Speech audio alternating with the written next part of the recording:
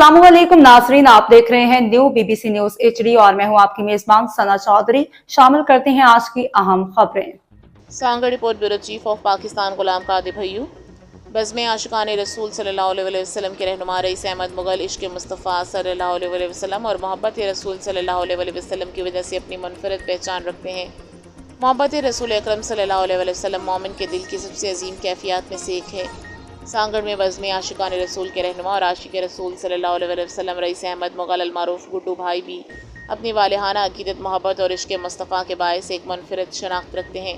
Rice Ahmad Mughal की शख्सियत को करीब से जानने वाले अफराद के मुताबिक मोहब्बत रसूल ही इनकी ज़िंदगी का सरमाया और सबसे नुमाया पहचान है।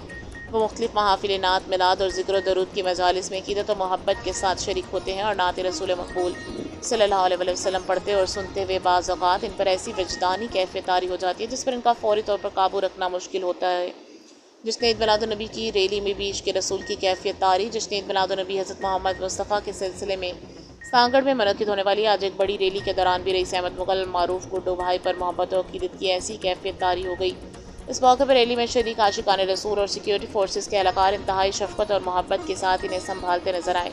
ये मंजर शुरकाए रैली के लिए भी जज्बाती और अक़ीदत भरा लम्हा बन गया। इनके चाहने वालों का कहना है कि गुड्डू भाई की मोहब्बत और अक़ीदत किसी नमूद नुमाइश के लिए नहीं बल्कि वह नात रसूल सल्लल्लाहु अलैहि वसल्लम और ज़िक्र मुस्तफ़ा सल्लल्लाहु अलैहि वसल्लम सुनते हुए जज्बात पर काबू नहीं रख पाते।